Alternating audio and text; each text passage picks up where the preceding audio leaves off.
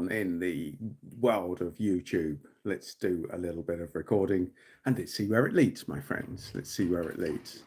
And of course, just as I decide to do where it leads, the cat wants a piece of the action. So there's a surprise. There's a surprise. They love being part of it. Scratching at doors and trying to get in and out and all of the other stuff and shaking it all about. That's what they're doing. So let's talk about something topical. Let's talk about Christmas that's coming up. So, is that a good thing? Well, interestingly enough, when I used to wear my stress management hat, Christmas is down as one of the top 10 most stressful things that people go through. So, it might be great fun for kids, folks, but for adults, not so much. In fact, it's down as quite a stressful time of year. So it seems sort of topical that we bring this up. And why? Why would Christmas be so stressful, my Jedi friends? Why would it be so stressful? Well, there's a few things that I could possibly put my finger on that may lead to that. So one of them is spending time with your nearest and dearest, your family, loved ones. And that's certainly going to bring some stuff up. So if the average family get together is what it is for most people, then it's probably going to be just a little bit stressful. You can maybe get away with one day, maybe you've got two, maybe you've got 3 days with a family, maybe they're over to stay. Who knows? Who knows where that lunacy leads, and who knows how many days that you have to navigate being in that? I don't actually know. For me, at my stage in life, I choose not to do a family gathering now. In fact, Christmas is a great time to have a bit of Zen, and not hang out with all of the people that were causing me stress. So, boundaries is a big part of it, my friends. Boundaries is part of it, and some people have them and other people not so much. So, that is the reality of it. Christmas can be stressful for some people, not so stressful for others. And that largely depends on who's in the house. Who's in the house? So, how do you deal with that? So, here's a few top tips for times where you have to spend time with family members that may be used to getting away with probably more than they should be. So, here's a top tip for life. Now, if you haven't tried this, this is absolutely a top tip. So if someone's doing something, if they're being passive aggressive, for example, that's a real family regular in the UK. Certainly was in my family growing up, and I wish I had a few tips back then, back in my younger years, to actually bring to the mix. But a really good way to deal with passive aggression is to call it out. Is to say, why are you being passive aggressive? Are you deliberately trying to make everybody uncomfortable, or is this a new experiment that you're playing? Now, the thing is, most people that use these tactics are used to getting away with them. So, passive aggression is something that people get away with because it's let slide, especially in the UK. But if you start making a habit of calling it out and saying, why are you being passive aggressive? What's your game here? Are you trying to insult everybody? It will make people insanely uncomfortable because the odds are people haven't been called out on this nonsense. They have not been called out on the nonsense that they bring to the mix. So there's actually a brilliant tip, not just for Christmas, but for life. If you're in a situation and somebody's got a behavior, being snarky or sarky or passive aggressive or snide comments, all of the above, call it out. Practice calling it out. You might be surprised when you start calling out bad behavior how it absolutely it takes the wind out of people's sails because they're not used to it. They are not used to it. So I've got Jenny Maiko here saying thank you. Well, you're very welcome, Jenny. You should definitely try it if you've never done this before. This is a top tip. I actually read it once. I thought it can't be that easy. This stuff can't be that easy, but it really is.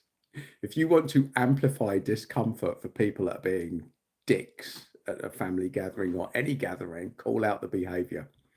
Why are you being angry? Why are you shouting at me? Is this natural? If you really want to be extra sarky, you say, do you practice? Did you practice being this much of a dick, or have you had to work, or does it come naturally?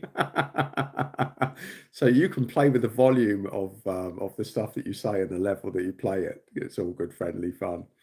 So let's see. I've got all sorts of people who have joined me now. So let's have a look. I've got Roblox Fortnite saying hi. I love your videos. Well, thank you, Roblox Fortnite. It's very kind of you. Very kind. Let's have a look. I've got Say So One. Call it out by asking about an explanation for what they want to say exactly. And hello, hello, exactly. See, this is one of the most top tips I can ever give. It's so simple and it's so powerful. When I first came across this, I thought it can't be that easy. Call out the behavior, but especially I live in the UK, and UK is a sort of socially awkward place, and we don't really call things out at all. It's almost a cultural thing growing up. People get away with bad behavior and no one ever calls them out. But if you get used to calling people out, and if you can make them uncomfortable when they're starting to be insulting, then they'll stop being insulting because they know that you're going to fire back. It's a bit like developing spikes, becoming a hedgehog. You know, people know they're going to get hurt if they come at you. They'll stop doing it, my friends. So let's have a look. Jenny's back. Let's see. I was abandoning after I spoke out. Now I'm alone for the last 5 years, trying to survive here in America. It's getting worse every day. Well, fair play to you, Jenny. One thing that I can tell you, this is not just an American thing. People that are sensitive, empaths, people that are waking up now are being fired, are going down that route. And if I was to put it down to something, being an empath, being a good person, usually makes you fit in, and it usually means that you're going to be tolerating bad behavior, and you'll get used to it. It could be a lifetime of getting used to it, of putting up with stuff, of letting stuff go, of not addressing things. And now suddenly what's happening is people are waking up, and they're waking up en masse. So this is the thing. This is what it's about. It's about people are waking up. And when you do wake up, you're going to be less tolerant of bad behavior when you put boundaries in place. And when you put boundaries in place, it just means you're going to be spending more time on your own. Now, is that a good or is it a bad thing? Well, it really depends on what day you catch people on, isn't it? So, depends where you sit. If you're a hermit introvert, then it is going to be it's going to be difficult, or it's not going to be difficult. But if you're an extrovert, then it's going to be more challenging. But most people are on a sort of sliding scale of that. So let's have a look. So Roblox Fortnite, I love you so much. Well, thank you, Roblox Fortnite. It's very kind of you. Let's share the love. The Christmas love is doing the rounds. It's very nice. Very nice comment to get, isn't it? Look at that. So I've got Say Soy is back, because it could be very tricky to call an, what's this? I'm not quite sure. I think that's a typo. Something behavior, like passive aggression, by direct confrontation and saying stuff like, I understand what you do here, stop it. They might just answer. Well, the point being, Say Soy, is that, let's face it, passive aggressive behavior, people do it because they get away with it. They do it like because they can do it. It's not a good thing. It shouldn't be a good thing, but somehow it's being trained into society that you can get away with it.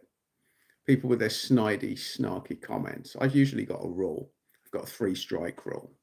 I usually let the first 2 slide, but if I'm sensing a pattern that people are getting very comfortable with, let's call it out for what it is, taking the piss, then it's my job to make them uncomfortable. They're quite happy making me uncomfortable. So why shouldn't I get comfortable making them uncomfortable? And this is a critical change in the way that I show up these days. It took me years to actually implement this. I'm an empath. I'm sensitive to energy. I do prefer not to rock the boat. But these days, if people are coming looking to rock my boat, then I'm going to make them regret it. I'm going to make them regret it by making them feel the same degree of discomfort that they're looking to make me feel with their shitty comments. That's the deal, my friends. That is the deal. So Jenny says, thanks for the info. We appreciate you. Well, thanks, Jenny. That is very kind of you. And what I would say to you as well, Jenny, is that there's a lot of people I'm finding at the moment, especially, or it's usually the best people as well. The people I like the most are finding that their network is reducing. Now, some would see this as a bad thing, but what it is, it's a boundary thing. This is actually an awakening thing. This is people waking up to not tolerating bad behavior. You've reached the limit of what you're prepared to take and what you're prepared to put up with, and now you're saying, no, enough is enough. This is what it comes down to. Enough is enough, my Jedi friends.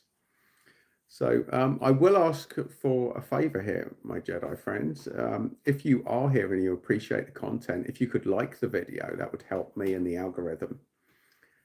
I would appreciate that. Show your appreciation by liking the video, because I am a little bit on the YouTube naughty step at the moment. Probably because I'm a bit outspoken and I swear too much. I can't help it, my Jedi friends. There's another thing I've had to get over, is getting out my own way and people pleasing and doing things for the algorithm rather than just being straight up authentic.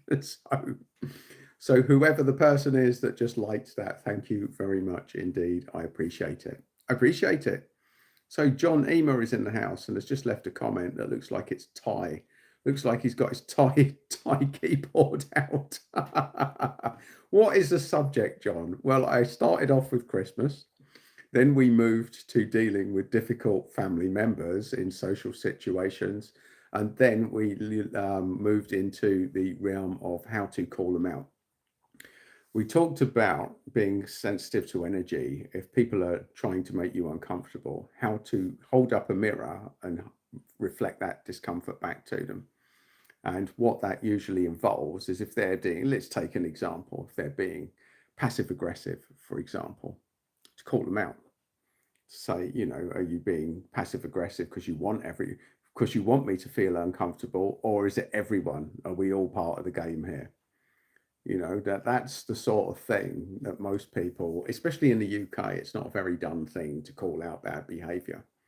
But since I've been doing it, life just is so much less stressful. And I'll tell you why it's less stressful, because this is really important. So for an empath or someone sensitive to energy, you might go out into a social situation. Someone might do some really shitty behaviors or say a shitty comment or stuff like that. It might rile you. It might irritate you, and you might let it go at the time, but then you'll get home and it'll rankle. It'll wind you up. Why did I put up with that? That person was a dickhead or whatever it was. So rather than take that home with you, what you can do is deal with it on the spot. And the methods that I've talked about here, by just calling out bad behavior, means that you can then let them carry their own discomfort and you're taking nothing home with you. And this is a critical distinction, my friends. Critical distinction. To not take it home with you by dealing with it, by addressing it as it happens. So Say Soy says, I wish you a wonderful rest of the day. It was nice to meet you. I subscribed and left a like. See you around. Well, thank you, Say Soy. That was very kind of you. So my like came from Say Soy. Well, you legend. That's very kind. Very kind. Let's have a look. So Jenny says, I've been blacklisted because I spoke about a close encounter I had with a UFO. I talked about my experience and my entire phone was hijacked. Well, the trouble is with Jenny, Jenny, is that is all too common. If you do see something like that, most people aren't going to believe you. There's some things that if you're not there, no one's going to believe you. I've had a few instances of that stuff that's happened. And you just have to deal with the fact that some people, that's just the way that they're wired. The deal is not to let it affect you. You know what you saw. You know what happened. Why does it bother you so much that other people don't believe you? If people aren't believing you, are they really worth worrying about? That's the first question. The second question is, why is it important that other people believe you?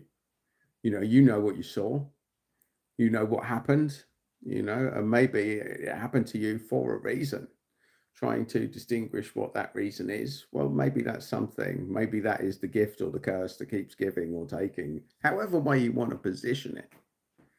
There's probably a load of people would love to have some sort of extraterrestrial encounter, but it doesn't work that way. Now, I don't know what's happening, but YouTube have taken away my like and then gave it back. So I don't know what's happening. Maybe the algorithm doesn't like me. Maybe YouTube are they're trying to take away my credits here. Who knows? Who knows what's going on? But to the 2 people now that have liked this video, kudos to you. Thank you. So let's see what Jenny says. Even UFO community blacklisted me because MUFON is working for the government. Well, the thing is, Jenny, that is it. There's a lot of isolation. There's a lot of nuance. There's a lot of people that are just not very nice. Here's the reality. Now, this is actually a massive wake-up call for everybody. When push comes to shove, and you won't know this until you get either hugely successful or you hit rock bottom. You won't know. But one of these 2 things will lift the sheet up of it. If you get hugely successful or you hit rock bottom, only then do you find out who your real friends are. If you haven't hit rock bottom or you haven't been hugely successful, the odds are that you're hanging around with a load of people that aren't really your friends. Because a lot of friends get threatened by success or they run away from failure. That they would judge you for failure. So until you've actually gone massively up or massively down, the odds are that you don't really know who your real friends are. So something like that, Jenny, you might not see it at the moment, but it's a great reveal because now you'll know exactly who your friends are and who aren't your friends. And you save yourself a lot of time in life once you understand who's who. And this is really, really, really important. That it can be very lonely and isolating when you go through something like that, but it's a good thing because you learn so much from it and you save yourself a lot of time in not dealing with people that are a complete waste of your time in the first place. It's a big reveal. For those of you that are Scooby-Doo fans, this is where they pull the sheet off and it's like, there's the criminal. Or the Wizard of Oz, when they pull up the sheet at the end, there's the wizard, look. it's a man with all the controls. So there you have it. And Jenny says, I've been injured. Well, I'm sorry to hear that. My entire body felt like liquid and I couldn't move for minutes after this. And I never was the same person again. Yes. Well, that is something in life that can happen. I mean, I used to work as a nurse. I used to work in acute medicine. I'm not saying it's the same as what happened to you, but what I can tell you is that, serious life-changing illness usually happens in a split second. It actually doesn't happen that way, but the final written warning is it happens very quickly. The warning signs, they build up over time and people learn to ignore them. But the point is, when I worked in a cardiac care ward, for example, people would come in, and one of the things I used to hear a lot in the cardiac care ward, there were no warning signs. There was no warning signs, and it's exactly the same. It's that same sort of suddenness that would have happened to you, Jenny, that when this happens, all of a sudden, people didn't see it coming, no warning, and your life changed instantly forever. You're never going to be the same again. So it's the same sort of thing. I know that you're talking about the UFO incident. What I'm talking about is what you're experiencing here. So you're saying something happened to you, you got injured, and things have never been the same since. What I'm saying is, although it's not UFOs I'm talking about here, I've had to work a lot with people whose life have changed instantly and forever. Strokes, heart attacks, cancer diagnoses, when things happen suddenly, and a little stuff that's a little bit more out there than that, but I'm not going to address that on this particular thread because YouTube don't like me talking about a lot of the stuff that I can talk about. So I'm doing my best to stay off the naughty step here, sort of. Sort of, almost. Yeah. But I mean, even you mention it on the thread, you're going to get people thinking, oh, here we go. We've got another one. That's just life. That is just life. For me, I've learned not to judge anybody. You never know. You don't know other people's lived experience. And one thing that we learned when I was training in neurolinguistics, there was a very good model of the world that we had, and it effectively said that whenever you're working with someone, respect their model of the world. You don't have to believe it, but you have to respect it. And if people don't respect your model of the world, then they're probably not worth it. They are probably not worth it. So there you go. That's a good litmus test of people. You'll know now for certain who's who on that way, on that journey, in that world. That is the way that they rock. That is just the way that life unfolds. It is the way life unfolds, my Jedi friends. So that's just the way it is. Most people will not be your friends. Most people never were your friends. Most people you think are your friends probably aren't. And that most, interestingly enough, my dad was a psychiatric nurse, and he said something very wise to me, very sage. He said, "You know what, son?" I mean, he was about 55, 60 at the time. He said, "If you get to my age and you've got 5 really good friends in the world, then you're incredibly lucky." And at the time, I had loads of friends I had. I used to hang out with anyone and everyone. I was like, only 5, Dad? That sounds savage. And as you get older, you realize that that's probably right. I would actually say I've probably got a few more than that of people I can trust that have seen me through the good times and the bad. But people die off, don't they, as you get older? As you get older and older, then the circle diminishes. Or maybe it doesn't. Maybe you stay sociable. Maybe you continuously meeting new people in your life. That's just the way that it is. That is the way that it is. So, and Jenny says, "I know it's sad. I'm born in Germany. I should have stayed in Germany." Well, quite honestly, Jenny, the stuff that's going on in Germany at the moment, I mean, it's only places like the UK where I am that are slightly worse, the way things are going down at the moment. So it may be the lesser of evils to have got out of Germany. Who knows? You never know with these things, do you? I always work on the premise that you're meant to be where you are, that there's some sort of divine reasoning that leads you to where you are. So regret is it's a wasted energy. To operate from the premise of wherever I am right now, there's clearly a reason that I'm meant to be here.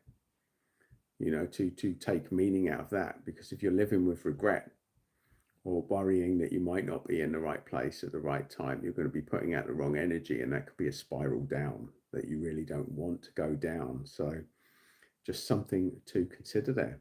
So thousands of people are living in cars here in the USA, and they have jobs. Yes, it's true. It is global. Well, it doesn't surprise me now. The government are so rogue over here. You certainly wouldn't want them knowing where you were living, because you might post the wrong thing on social media and get the police turn up on your door. So for that reason, living in a car would be probably not such a bad move, especially here in the UK right now. I was actually looking at the stats of where are the most arrests for social media posts. And second country was Albania with about 6,000. And this was in 2023. 6,000. We're top. We're top with over 12,000. Like the UK has turned into an absolute police state here. It's true. They may even find this video on YouTube and come around knocking on the door for me even talking about this stuff. That's how bad it is in the UK at the moment. Oh no, I'm putting myself at risk by even calling this stuff out. You're not allowed to say anything bad about the government. Call it the government. There's a bunch of rogues, bunch of villains that we have in power at the moment. Drunk off the power and abusing their position.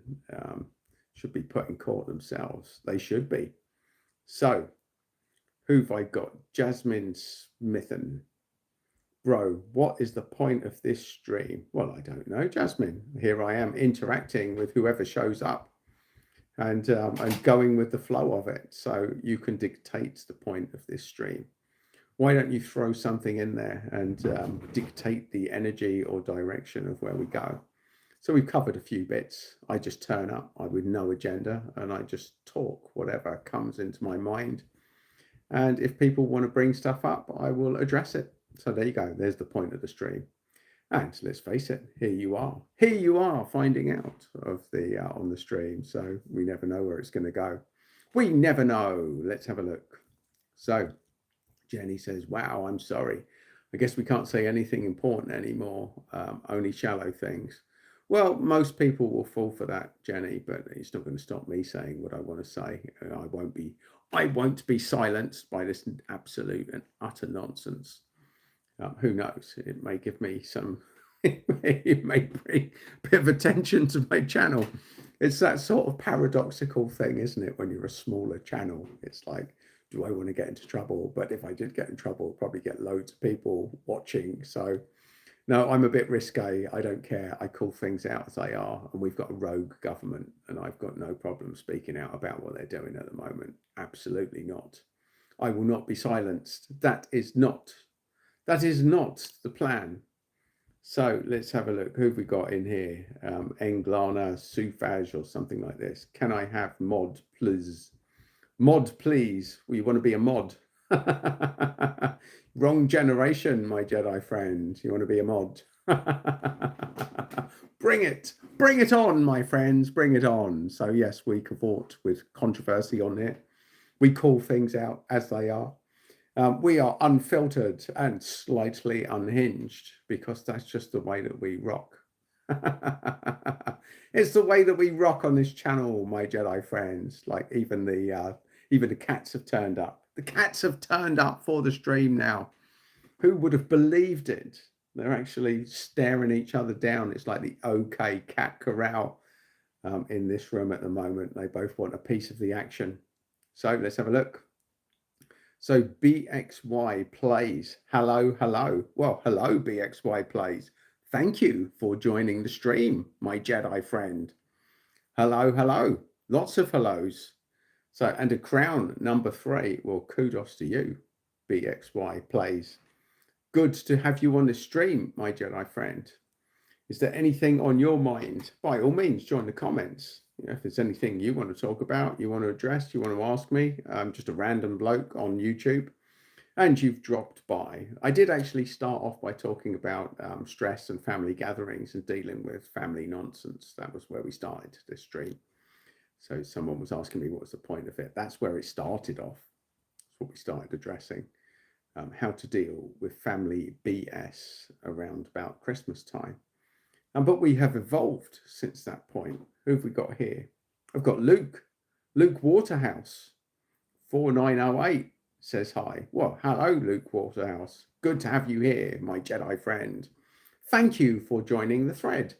We are just riffing here, talking about whatever it is that pops up. So if there's anything you want to talk about, then by all means, just drop it in the chat, folks, and we will go with it. So let's have a look. CH4R something woo. Hello, lovely person. I subbed. Well, thank you, my Jedi friend. That is very kind of you. Thank you for subbing. It is very nice to have you here. We are just we're just going with the flow. Just going with the flow we are. So we've covered a few things. We actually started off dealing with family nonsense. Then we evolved into how to deal with family nonsense and how to get yourself out of all sorts of nonsense, how to deal with pretty much arseholes. And we've covered that. We've covered UFOs on this thread. I mean, I never know where it's going to go. It's always interesting. So we have Lorraine Starr in the house saying, you're handsome and clever. Well, thank you very much. That is very kind of you to say so, Lorraine. Thank you. Well, full of compliments. Look, the Christmas presents are rolling in. They're rolling in, my friends. It's time for a sip of tea. Time for a sip of tea. It's green tea.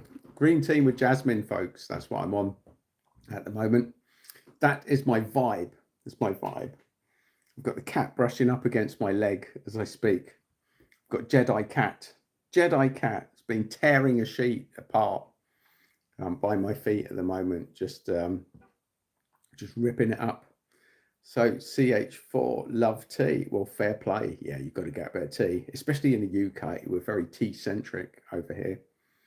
And Luke has said, what about stress being in a three-man team and being the one in the middle of their fallouts? That's stressful. The middleman, the one that listens to all of the nonsense and has to play happy families in amongst it all. Is that a work situation or is that a family fallout, my friend? Doesn't really matter, does it? So Lorraine says, where can you get jasmine tea? Well, over here in the UK, I get this in Sainsbury's. It's green tea with jasmine and it's by Twinings. And I absolutely love the stuff. I love it. I drink this. You can see my mug.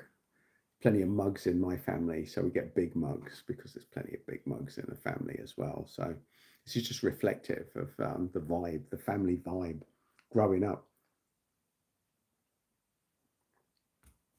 A bit of green tea and jasmine. It's good. Nice flavour. It's got a nice vibe to it. That's how we rock. So yeah, it's always good. We do lots of tea. We love to talk about tea here. In fact, here's a little quirky story for you about tea. So when I was business networking, I once worked with a woman with Chinese origin, had grown up in the north of England in Barnsley. It's great. She was great fun. She looked Chinese. She had a complete northern accent from Barnsley. And her name was May King. Now, her business at the time, she's a social media influencer now, but back at the time, she used to do tea evenings where she used to show people different teas and how to actually make tea. And her business was called Making Tea. It was brilliant. It's absolutely brilliant. And she taught me something. I thought, what can you possibly learn about making tea? You know, we've been making tea here in the UK like all our lives. But as it turns out with green tea, this is the subtlety of it, that you should never put boiling water in green tea because it scorches. So here's something you should, I think, between 75 degrees and 85, depending on which type of green tea that you're using. And not only that, but if you're going to do it with a kettle, it's usually 75 degrees is when the first bubble forms at the side. And 85 degrees is when the bubble will leave the side and start to float upwards. That's when you turn the kettle off, and that's how you judge it when you're boiling the kettle. Or you do it the lazy way like I do, and you put about 15% water in the cup, cold water, drop the tea bag in and then pour the hot in. So that's how I do it. So that's how I don't scorch the tea anymore. So because you're not meant to put boiling water in with your green tea. So there you go. There's probably a bit of irrelevant. Well, it actually depends if you're a tea person. It's a very relevant piece of information. It's very relevant if you want to do it properly, like the Chinese do. The tea in China, they all know. They all know about this stuff. So let's have a look. CH4, am I the only person here in this chat? And look at that straight away. No, you're not, because Carl H is here, or CH. CH4 is here. I'm a tea person, and Carl H is from the UK. Well, hello, my friend. I'm here in the UK as well. So that's two of us. There's at least two of us riffing in the UK. And you know what it's like. You know what lunacy there's going down here, that you can get arrested for your social media posts in this neck of the woods. It's more likely to happen. It's actually 20 times, over 20 times more likely you get arrested for a social media post in the UK than in Russia. And they want us to go and fight the Russians. Get out of it. Get out of it. Stop. You go and fight the Russians, you lunatic. I won't be doing anything like that. So let's have a look. So Carl H says, liking your information regarding tea. Well, it's one of those quirky things, Carl. You know, every now and again you meet someone that's quirky and you think, what could they possibly teach me? What could they possibly, it's such an arrogant attitude, isn't it? What could I possibly learn about making tea? Turns out I actually know quite a lot. I could actually learn quite a lot about making tea that I didn't know before. So there you go. And Carl says, you seem too sensible for YouTube. Well, the truth is, Carl, this is the reality of the situation I find myself in, is that I've been shadow banned on YouTube. So it was a period that I was putting out a video every day just to build up my audience. I was actually getting a lot of momentum.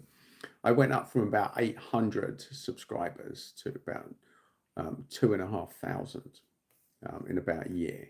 I mean, I had to put in the work. I was posting a video every day. I was doing a lot of interacting. I was doing a few live streams. And then I started swearing a bit more than I did normally. And then I found that all my viewers just went down, and I was getting unsubscribed. That I was turning up each day, and I spent about a 4-month period. Every time I checked in, my subscribers were going down. So whether people were unsubscribing manually or YouTube were doing it, I still don't know. But the point being that it was actually one of the channels I watch is a chap called the Black Belt Barrister, and he was talking about, YouTube unsubscribing people from his channel without their knowledge. So there you go. That's a sneaky thing that YouTube do to suppress information that they don't want out there. Is you will just be unsubscribed, and the odds are I'll just drift off your radar and you'll forget that you ever subscribed to me. And that's one of their tricks at the moment. So that's how it works, my friends. That's how it works. So let's see. Carl says you should never boil water twice, as it takes the oxygen out of the water and can impair the taste, apparently. Well, fair play, Carl. I haven't heard that one before. But I shall now be monitoring the double boiled water. It's a bit like, I see these things now in restaurants. They try and rebrand something simple like chips or fries, and it's triple fried, refried beans, or refried fries, or triple fried fries. Now, I used to work in a Mexican restaurant, and the only time that we would triple fry flies or fries is when they'd been sitting in the basket for too long and no one had eaten them, and they started to go soggy. So one of the little tricks we did back when I was 16 and working in this restaurant, we'd refry them. So the idea when I see triple fried fries, I think, hang on. We call them chips over here. They're called fries in some places, but when I see that they're triple fried, I think they're well dodgy. That is well dodgy. So, the branding of some of these food items is a little bit suspect with stuff like that. But yes, that's a quirky thing, Carl. I'd never come across that. So never boil the water twice. Wow, there you go. There you go. I mean, here in the UK, as you probably realise, like, you're usually boiling the kettle. Most of the time I was boiling the kettle was the day after going out for a night out. So you didn't really monitor whether there was oxygen in the tea or not. And that was the least of the things that you'd be monitoring at the time. I'm not a big drinker these days, though. I've only actually been out for a drink about 3 times this year. And not really motivated to do it as much. I think I probably got most of it out of my system in my younger years, where I did used to like to go out for a mad session every now and again, frequently having to piece together memory fragments of what happened the night before. So that was a little bit mad. It was a bit chaotic. It certainly was. Let's have a look. So Carl says, it makes me mad when people fill the kettle to the top for 1 cup. I hear you, Carl. Absolutely. It's a waste of energy. Actually, it was one of my friends that pointed this out to me. He's got one of those things that measures how much energy is being used in the house. And whenever you turn the kettle on, it massively spikes. So boiling water that you don't need is a massive energy loss. And you didn't even realize it. I spent most of my life not even having any sort of indication of this, but it's absolutely true. You waste a lot of energy boiling too much water. That's for sure. Absolutely for sure. So that's a top tip that you've brought to the thread here today, Carl. That's a good call. You save energy and it's quicker to boil, so it's a win-win. It is. But some people are pretty much brain dead. They're too busy doom scrolling their Instagram reels to worry about how long the cattle's going to take. They're probably sat there, they're sat by it brain dead, doom scrolling, or checking their phones. So it's a different times, isn't it? Different times. I'm showing my age now. I'm showing my age. Carl says, I'll sub to your challenge. Well, fair play to you, fella. Fair play. That is the way to do it. It's got to be done. See, I've got the cat. The cat has turned up and is staring at me. Look, cat stares. Cat stares at the door. That's what I have to deal with. They don't want to go in or out at all when I'm not streaming. As soon as I get on, they just want a piece of me. They want a piece. They want to go out. But I'll shut the door now just to prove the point. How long before the cat wants to come back in? They just don't like the door being closed. But there's a little bit of a draft coming through, so I have to close it because there's no point. I can't accommodate the cats for the whole thing. Channel. Oh, Carl, fair play. Fair play. That's predictive text. For fuck's sake. Why, thank you, Carl. That's an extra subscriber that I've got for the channel. So, yeah, it's been a bit brutal. I tend not to do as much these days just because I know that I'm on the naughty step as far as YouTube is concerned. So one good thing about being on the naughty step, I care. I stop worrying about what happens now because they've already shadow banned me for the best part of about 6 months now. Best part of 6 months. I just thought, I can't be asked. I can't be asked with YouTube algorithms and the way that they can absolutely stop your progress in its tracks.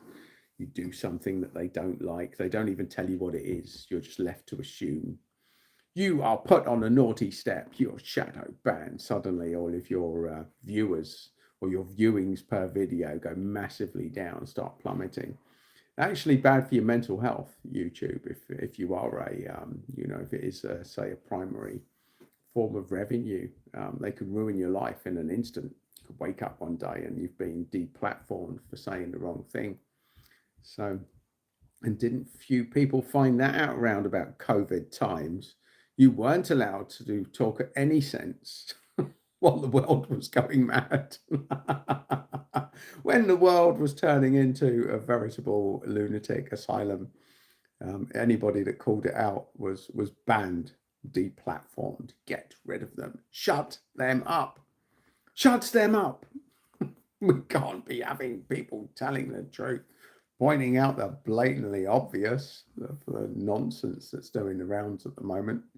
But that's just life, my friends. That is life. That is how we rock. That's how we go down. So, yes, it's interesting times. That's just how it is.